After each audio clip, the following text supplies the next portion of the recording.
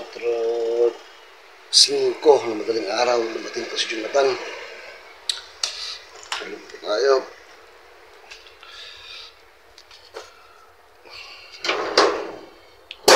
Bakit? Kala si Bama, patay na. Mira, gumanong ganun oh. Tinatas ko do. Sabi niya, umiiyak. Gumagaling kamay. Tapos, parang nanghihingalo daw, sabi ng gwardiya. Iniwanan ko raw.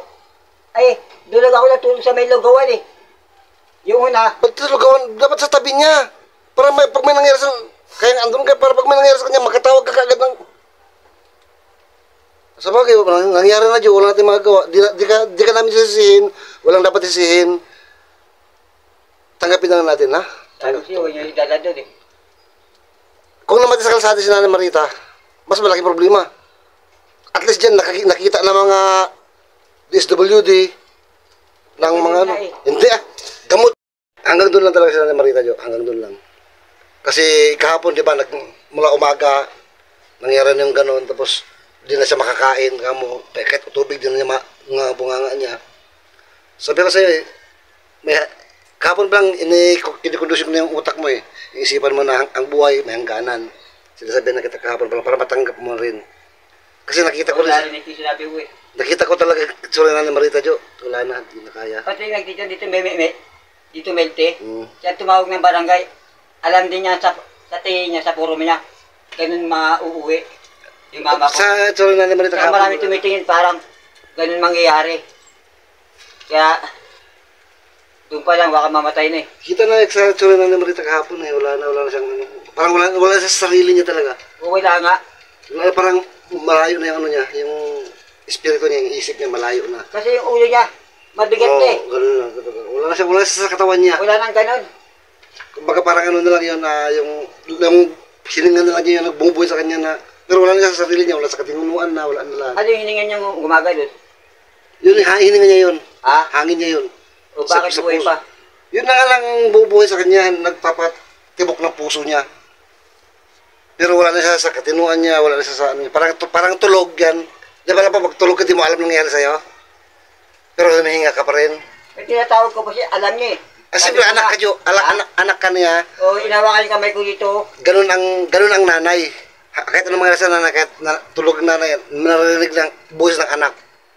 Ganun ka kamahal ni Nanay Marita. Ikaw ang anak niya, kasama ka niya lagi mula pagkabata mo, ikaw ang ano niya. Ganun ang pagmamahal ng isang ina. Sabi naman doon, magsama daw kaibigan, yung PLDT daw, ay hindi para mailabas din doon, wala daw bayaran. Tapos lumapit doon sa, kaya ano pa, parang magbibigay ng pera yung malapitan. Eh meron na tumutulong, di ba?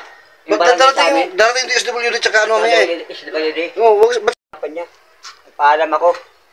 Yung mga barya pera. Kinuha ko. Oo, sa'yo yan.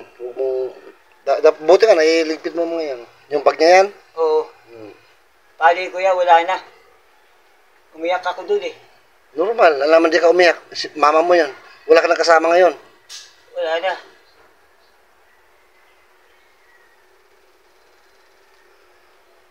Ang gagawin natin, Jo, magpagaling ka muna. Hindi ka pwedeng,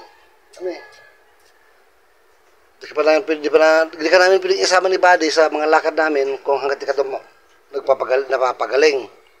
Ang gagawin natin, siguro, kausapin natin si Ate Jenny kung anong magandang gawin. Kailangan Sabi ng babae, bumalik ka sir ha. Pabalik ka na doon? Oo, antay mo ang DSWD, tsaka ito. Napakasakit niyan, siyempre, mama mo eh. Ako nga eh, ako di ko mama, pero nasaktan nga ako eh. Kasi siyempre, matagal din tayong nagkakasama-sama.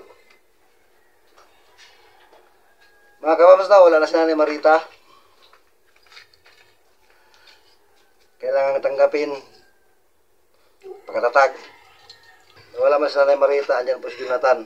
Andyan pa rin po si Jonathan ang kasama natin. Sana si Jonathan ang mold natin. July 14, 5 AM. Nawala po si Nanay Marita. Pitong buwan? Pitong buwan? Siyam na. 7 buwan. Oo. Namatay si mama 2025. July 14, 2025. Ano ay 7, 14, anong araw ngayon? Biyernes, Pecha. 14, Yun. July 14, 2025. 62 na siya eh. Kulit po ako makakamsa ng aga. Tingin ko, aga-aga pa tapos Jonathan. Kasi kagabi, siyempre na-attend na si Nanay Marita, umuwi na kami. Kasi isang pwede magbantay doon eh.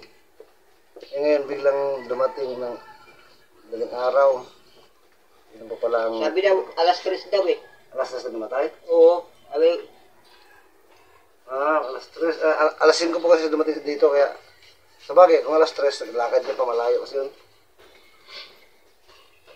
hindi niya nanabutan yung umaga. Dati naaabutan yan, papabili. Madilim pag gising na eh. Bago liwanag na konti, dumudukot ng pera yan. Pag maliwanag na, binibigyan ako 40. Bibili ako doon kila sa tabi namin kataying. Gatas, kape. Tsaka ba sino sa pera si Nanay Marita, mga kabams? Naka-Jonathan na yung bag ni Nanay Marita ngayon, punong-puno ng kayamanan ni Nanay Marita. Buti kaya mong kargahin yan. Barya lang yan eh. Amang barya. Mabigat kayong barya, mas magaan yung papel. Puro mga barya po, punong-puno yung bag niya pala ng barya. Yung karga ba niya yan? Kung nasa wheelchair na, nakasabit. Yung mga bubos pa yan. Yan mabigat. Halo-halo ba naman? Halo lang din.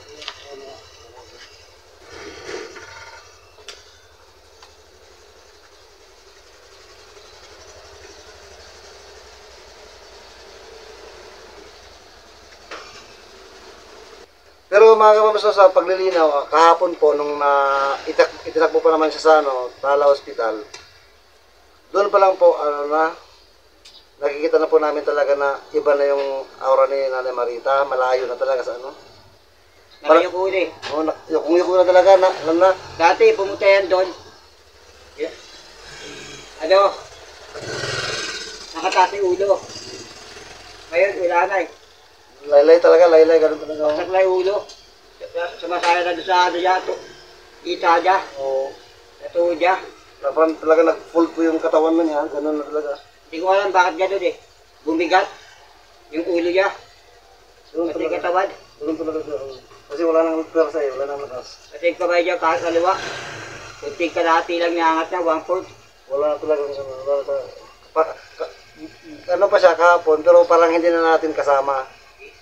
Wala na siya sa wisyo niya, gano'n. Pupunta po si Kuya ka-business dyan sa Tala Hospital. Kasi tinawagan namin kagabi. Pero bilang tao po, salita ng tao, hindi natin masasabing 100% na mangyayari.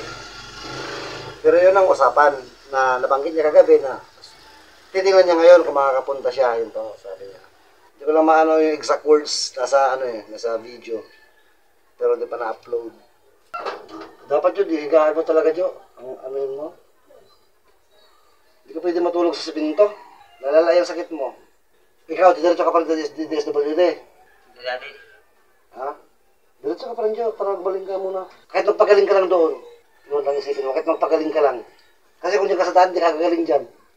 Tsaka doon, di ka mamumroblema. Libre lahat, ibibigay sa'yo lahat doon. May tulugan ka, may pagkain ka, lahat. Kahit hanggang gumaling ka lang. Para sa'yo, para sa sarili mo, para sa iyo yung sinasabi ko. Pag gumaling ka na, balik ka dito sa amin ni Buddy, sama tayo. Tulad ng dati, tropa tayo. Kung isipin mo yung, wala nang mag-ano sa iyo, magsisigaw-sigaw. Walang mag-iyak-iyak. Magngangal-ngal. Nangaw-ngaw, sinasabi mo. Wala ka na pagalitan ngayon. Sa atin, sa iyo, bilang anak na naiwan, masakit. Pero, dapat mas isipin mo na yung kalagayan na Nanay Marita na nakapagpahinga siya sa hirap niya. Kasi lahat naman tayo pupunta talaga doon eh. Sa sitwasyon niya kasi hirap na hirap siya eh. At yung nakapagpahinga siya, yun lang isipin mo, no? Tapos ngayon, ikaw naman, isipin mo rin naman ang sarili mo. Pagkatapos nito kay Nanay Marita, sarili mo naman, magpagaling ka. Yun ang paraan, pag-DSWD ka kung para gumaling ka kaagad. Ang pinakamabilis ang pagpapagaling niyan, 6 na buwan. Pinakamabilis. Kung kumpleto ka ng mga gamot, mga vitamins, sa DSWD, kumpleto sila. Kung dito ka lang sa labas, ewan ko lang, kung gagaling ka, anong pambili natin? Yung pambili mo. Nalipungatan nga po ako mga kapams. Umaga na ako, 5:40 in the morning na.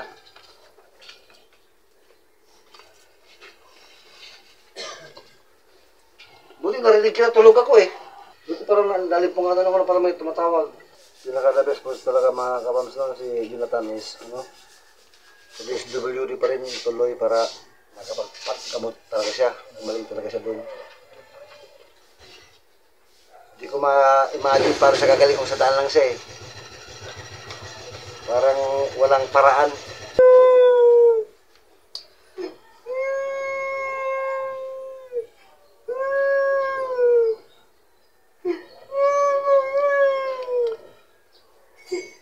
Masakit po talaga mga kapams kapag mama ang nawala.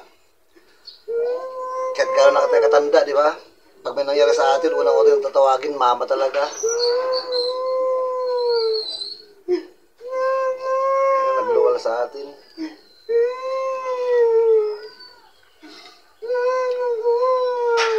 Gusto ko ang pangyayakapin si Jonathan. Hindi pwede kasi yung karamdaman niya.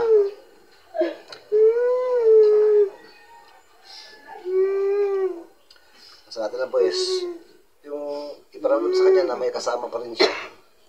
Hindi siya nag-iisa.